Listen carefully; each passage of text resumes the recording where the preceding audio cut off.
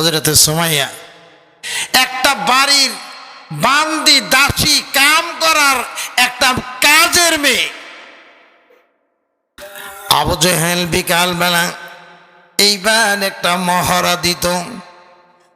নেতা যদি বইত, পাশায় দেখা যেত বহু পাতি নেতারা গিয়া ভিড় জমা। জোরে কোন ঠিক কিনা? কথা কোন ঠিক কিনা? পাতির নেতারা সব আবু জেহেলের এইবার পাশে যখন ভিড় জমাইল, ইন দ্য মিন টাইমের মধ্যে আবু জেহেল বললেন, এইবার মোহাম্মদ মাথা চারা দিয়ে উঠেছে, অতএব এদেরকে মাথা চারা দেওয়া মানে মাথা চারা দিতে দেওয়া যাবে না। বাইরা একজন মাথা চারা দিবে, এমন মানুষগুলো মাথা চারা দেয় সমাজের মধ্যে সবচেয়ে নিম্নগামী মানুষ, যারা কামলা বেচা, যারা পরে বাড়িতে কাজ করে খায়, এমন যাদের বাড়ি নাই, ঘর নাই, সহায় সম্পদ নাই, ওরা আমাদের কমান মানে না। এরপর ডাক কই ওগুলোর গার মটকে দেওয়া লাগবে। একজন বলল, বাইরে অমুক বাড়ির একটা কাজের মেয়ের নাম হলো সুমাইয়া, ওই সুমাইয়াও তো ইসলাম গ্রহণ করেছে। বন্ধু, তাকে ধরে আনা হলো। অনাথ দিতে দেরি, ধরে আনতে দেরি হইল না। এরপরে ধরে আনা হলো। আনার পরে আবু জেহেলের সামনে দাঁড় করানো হলো। আবু জেহেল ডাক দা বলে, এরে তুই কলেমা ছাড়বি কিনা বল। সুমাইয়া ডাক দেখায়, জীবন চলে যেতে পারে, কিন্তু এই কলেমার স্বাদ আমার শিরায় ঢুকে গেছে, আমার পক্ষে কলেমা ছাইরা দেওয়া সম্ভব না। জোরে কোন সুবহানাল্লাহ। মেয়ে মানুষ পরার বাড়িতে কাম করে, দাসী বান্দি, তার আর ক্ষমতা কত, কিন্তু ইমানি পাওয়ার যার আছে,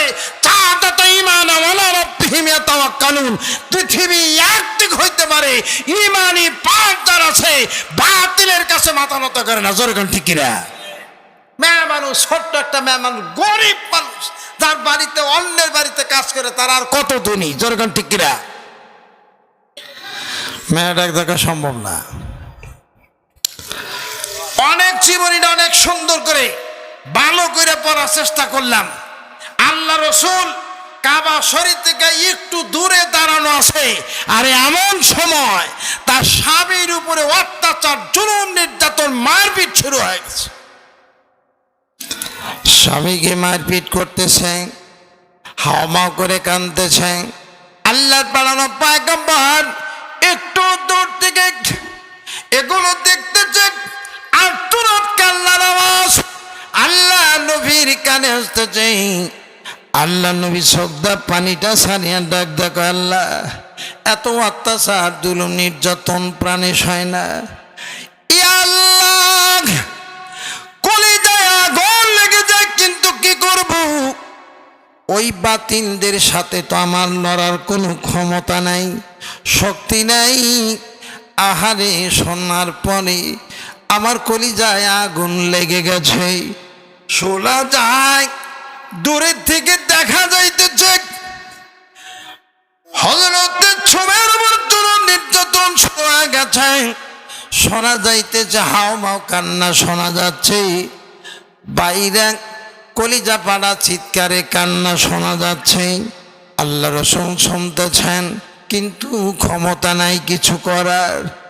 বন্ধু দেখ, মারতে মারতে ধরাচাই করে বেলা জমিনে ফেলে দিল। এরপরে ডাক দেখো, এখন কলেমা ছাড়বি কিনা বল। সময় ডাক দেখো না, যেই কলেমার শিরা উপশিরায় আমার ভিতরে ঢুকে গেছে, ওই আল্লাহর মধুর কালেমা শান্তে আমি রাজি না। একটু জোরে বলেন সুবহানাল্লাহ। ছাড়তে রাজি না। আবু জেহেল একটা বর্ষা দিয়ে নিল, নেওয়ার পরে ডাক দেখা, ছাড়বি কিনা বল। একটা বর্ষা দিয়ে আঘাত করব। সময় ডাক দেখা, দুনিয়া কয়দিনের,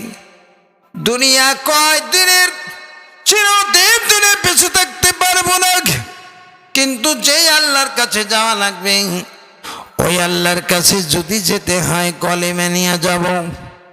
বন্ধু নেই কলেমা পড়ি এতটুকুই কিন্তু জুলুম নির্যাতন সহ্য করি নাই। কলেমা যারা পড়েছে পায়ে রশি লাগাইয়া এরপরে কুকুর যেরকম মেরে ফেললে ঠ্যাঙ্গে রশি দিয়া এরপরে বালুর মধ্যে শেষরা নিয়ে যায়, বাইরা শিয়াল কুকুর মারল যেরকম পায়ে রশি দিয়া শেষরা নিয়ে যায়, যারা প্রথম জীবনে কলেমা পড়ে যায় তাদের এই রকম পায়ে রশি লাগাইয়া মরুভূমির বালুর উপর দেয়া শেষরাইছে। শেষরালে পরে যখন আর উঠতে পারে না এমন সময় সুযোগ বুঝে বলছে এখনো তোকে ছেড়ে দিব, পারলে কলেমা ছাইরা দে। বন্ধরে ছোড়া লাগতে মন যখন আছে মরতেই হবে, মরে যখন যাব কলেমা ছাড়তে রাজি না। এরপরে আবু জেহেল ক্ষিপ্ত হইয়া রাগান্বিত হইয়া বর্ষা দিয়া এমন জোরে লজ্জাস্থানের একটু উঁচু দিয়া এমন জোরে একটা আঘাত করল, আঘাত করাও সারা। এরপরে সুমাইয়া জমিন থেকে এইবার বিদায় হাওয়াও সারা। জোরে কেন আল্লাহু আকবার। বাইরা আল্লাহর বরত্ব ঘোষণা করতে করতে কলেমা পড়তে পড়তে সর্বপ্রথম সুমাইয়া ইসলামের জন্য জীবন দিয়ে এরপরে দুনিয়াতে বিদায় হয়ে গেল। বন্ধুরে মেয়ে মানুষ সর্বপ্রথম এই জমিন ইসলাম কায়েম করতে সর্বপ্রথম রক্ত ডাইলা দিছে। জোরে কেন আল্লাহু আকবার। বাইরা ইসলাম এমনি হচ্ছে নাকি, ইসলাম এসেছে বাই রক্তের বিনিময়, রক্তের দ্বারা বিনিময় জমিনে কায়েম হয়েছে, বাই জীবনের বিনিময় বহু রক্ত জমিনে ছড়ছে এরপরে ইসলাম কায়েম হয়েছে। জোরে কোন ঠিক না ঠিক? আসুন বাইরে আজ মেয়ে মানুষ এরা যদি ইসলামের জন্য জীবন দিতে পারে আর সর্বপ্রথম প্রমাণ করে দিয়েছে আমরাই জমিনে ইসলাম কায়েমের জন্য রক্ত ঢেলে দিলাম।